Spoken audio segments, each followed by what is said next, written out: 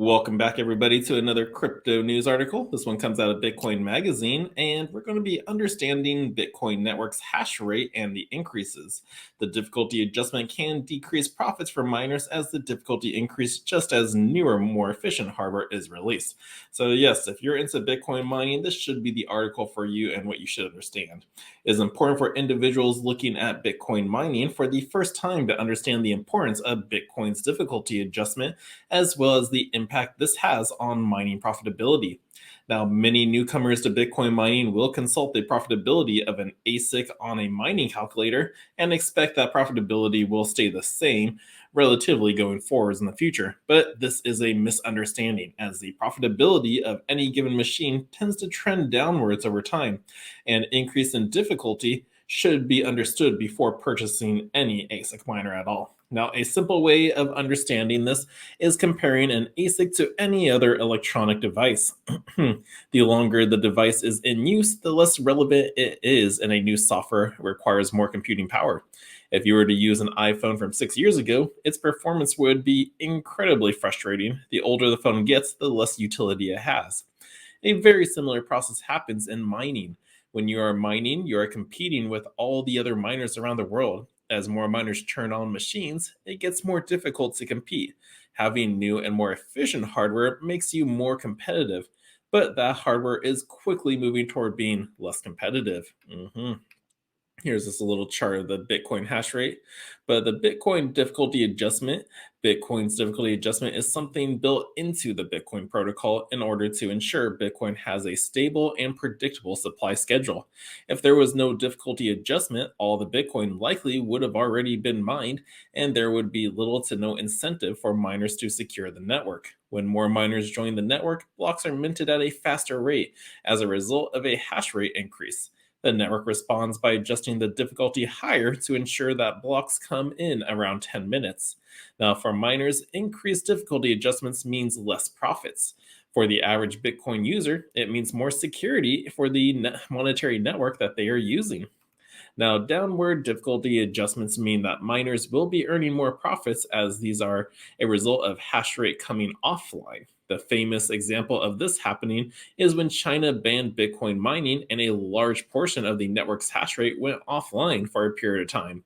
Downwards difficulty adjustments are not the norm, as mining hardware is always getting more powerful and efficient.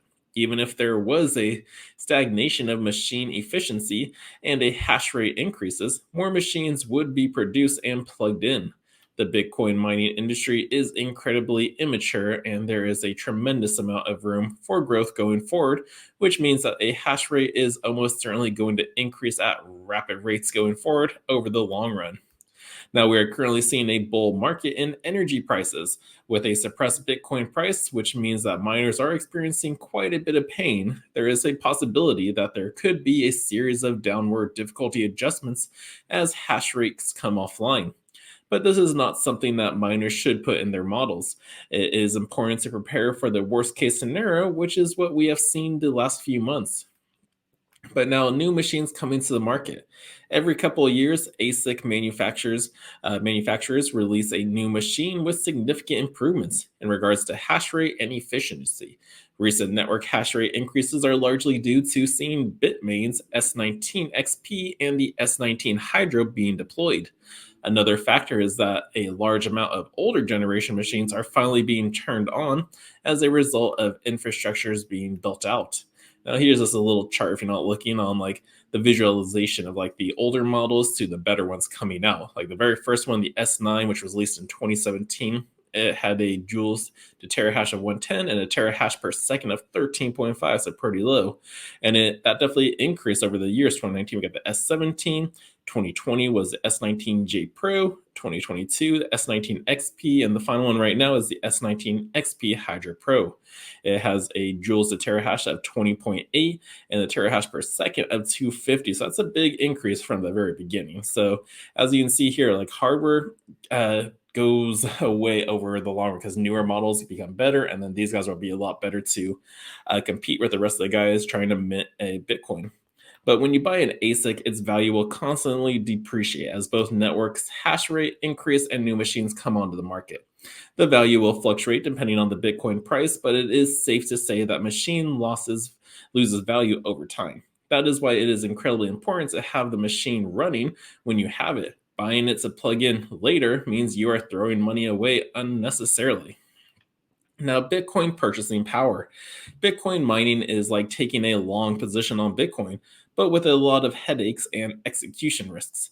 If done correctly, it can be incredibly lucrative. If done incorrectly, it is a fantastic way to get poor quickly.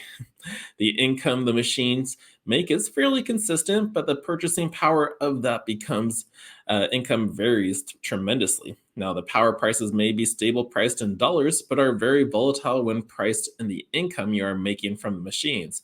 A S19J Pro makes around 38,000 to 40,000 sats a day, and that's an income. But if you're mining at 10 cents a kilowatt per hour, your cost will be around 41,263 sats with a Bitcoin trading at 17,000. So you're losing money at that point because the power cost is so high.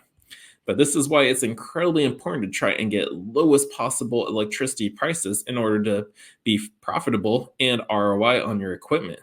Now, finding cheap electricity is neither straightforward nor easy. Oftentimes, there are hidden fees or complications that cause miners to fail. All miners, regardless of how big or small, are subjected to these economics of variable purchasing power, network hash rates increasing, and machine devaluation/obsolescence. Now, ASIC pricing, there is a base cost for the manufacturers to produce new equipment. We're currently at or reaching that floor for new equipment coming from the manufacturers. As a result, they are either slowing down or halting production of certain models. Individuals choose to pay premium for new equipment because they come with warranties. USD or used equipment, on the other hand, generally does not come with a warranty and also uncertainty of conditions that it was run in. For this reason, used equipment is often sold at a substantial discount because you don't know what you're going to get. ASIC pricing is variable just like every other industry. Supply and demand are the major factors that determine price. Individuals buying ASICs have a million different reasons why they may want to purchase at a certain time, but Bitcoin price and difficulty are major influences. If the purchasing power of the income being earned by an ASIC is low, there will be less demand and the ASIC's price will fall. Bear markets are generally good times to buy because the demand drops significantly. And that's when we come to Moore's Law and the future of ASIC.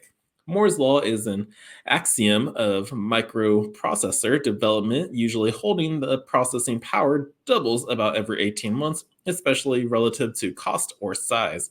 That was from Merriam-Webster. Now we are coming to an end of the computer chip revolution as chip makers are pushing the boundaries of physics. In no way is this end of a massive increase in Bitcoin's network hash rate. The mining industry is very rough around the edges in regards to very basic principles such as heat dissipation, software implementations, and relationships with energy producers. Computer chips may have slower leaps as far as increases in computing power, but we have barely scratched the surface in regards to other technological leaps forward that will ultimately lead to more powerful beings consumed. More powerful beings being consumed and more computing power expanded in order to secure the Bitcoin network. As Bitcoin becomes more widely adopted and its value understood, the demand for mining is bound to increase globally.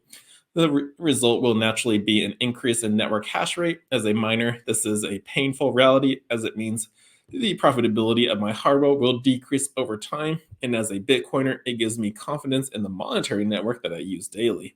So I hope you guys learned something. If you are thinking about getting into mining, you really got to take some of these aspects to heart. It's like, what machine are you buying? Is it going to be used or new? Used will come at a discount, but again, you don't know really how much it was used, what's its condition, and how much it can produce for sats wise.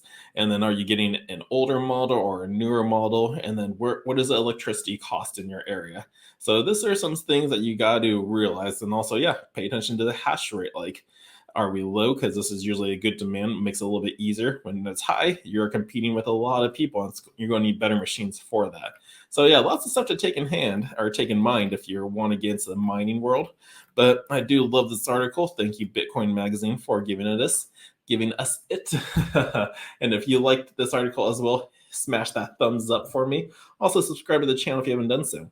And until next time, the Crypto Sherpa is out.